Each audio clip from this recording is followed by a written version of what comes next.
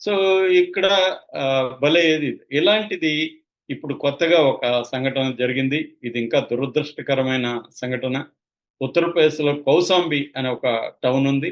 అందులో 'రాంబాబు తివారీ' అనే ఒక 50 ఏళ్ల వ్యక్తి ఉన్నాడు. వాళ్ళ కొడుకు దన్ను అంటారు. అతని పేరు సిద్ధార్థ తివారీ. అందరూ దన్ను అని పిలుస్తారు. ఆ అబ్బాయి మీద ఆ అబ్బాయి ఏదో ఒక చిన్న అమ్మాయి 8 ఏళ్ల అమ్మాయి ఏదో పక్కింటి అమ్మాయి ఏదో గొడవ చేస్తే అబ్బాయి చెంపదెబ్బ కొట్టాడు ఆ అమ్మాయిని. ఆహ్, ఆ అమ్మాయి గొడవ చేస్తుందనో ఏదో. చ దాంతో ఆ అమ్మాయి ఏడుస్తూ వాళ్ళ ఇంటికి పోయి చెప్పింది. వాళ్ళేం చేశారు పోలీస్ స్టేషన్‌కెళ్ళి మా అమ్మాయిని సెక్సువల్‌గా అబ్యూజ్ చేశాడని చెప్పారు. పోలీసులు ఇమ్మీడియేట్‌గా దీని మీద డీటెయిల్‌గా విచారణ జరపకుండా ఇతని మీద పోక్సో కేస్ పెట్టేశారు ఈ అబ్బాయి మీద. సో, దాని మీద అది పెద్ద ఎత్తున అయిపోయి ప్రభుత్వం రంగంలోకి దిగి ఒక సిట్ కూడా దాని మీద పెట్టింది. ఆ సిట్టోళ్ళు కూడా దీన్ని సీరియస్‌గా పరిశీలించకుండా ఈ అబ్బాయి మీద పోక్సో కేస్ పెట్టేశారు. ఈ పోక్సో కేసుని ఎప్పుడు పెట్టారు? మే 28వ తేదీన ఇదంతా జరిగింది. దాంతో వాళ్ళ నాన్న ఆ ఊర్లో అందరికి తెలిసిపోవడం, పేపర్‌లలో, యూట్యూబ్ ఛానళ్ళల్లో వచ్చేయడం, ఇతనొక 8 ఏళ్ల అమ్మాయిని చేసిన సిద్ధార్థ తివారీ అని యూట్యూబ్ ఛానళ్ళంతా వీడి ఫోటోలు పెట్టేసి భయంకరంగా రావడం. వీళ్ళ ఇంటికొచ్చి వీళ్ళ అమ్మతో మీ ఫీలింగ్స్ ఏంటి? మీ అబ్బాయి ఇలా చేస్తారు గదా! ఇవన్నీ తట్టుకోలేక వాళ్ళ నాన్న ఆత్మహత్య చేసుకొని చనిపోయాడు. అయితే చనిపోయిన తర్వాత అంటే ఆయన జూన్‌లో మొన్న ఆత్మహత్య చేసుకున్నాడు. చేసుకున్న తర్వాత ఒక ట్విస్ట్ జరిగింది. అదేంటంటే మ్యాజిస్ట్రేట్ కోర్టులోకి ఈ కేసు ఎళ్ళినప్పుడు మ్యాజిస్ట్రేట్ కోర్ట్‌లో ఈ అబ్బాయి తరపున ఆర్గ్యూ చేస్తున్న ఒక ప్రియదర్శి లాంటి ఒక డిఫెన్స్ అడ్వకేటు నిరూపించాడిది.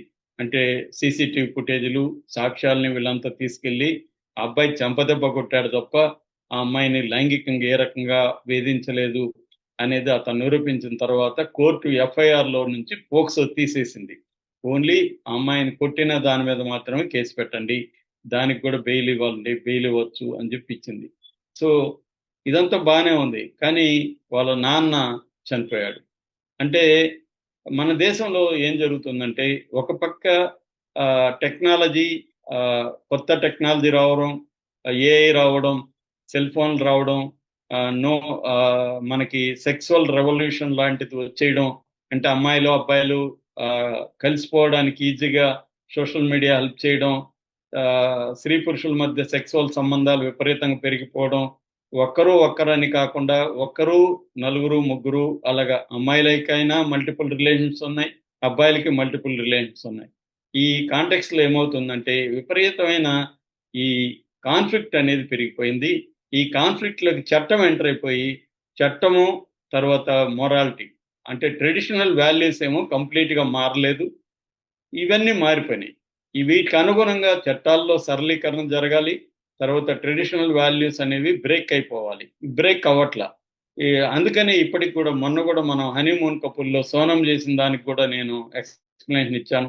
వాళ్ళ ఇంట్లో టఫ్ సిట్యుయేషన్ ఉంది. వాళ్ళ ఇంట్లో ఆ అమ్మాయి కోరుకున్న అబ్బాయిని పెళ్లి చేసుకునే స్వేచ్ఛ ఆ అమ్మాయికి ఇవ్వలేదు.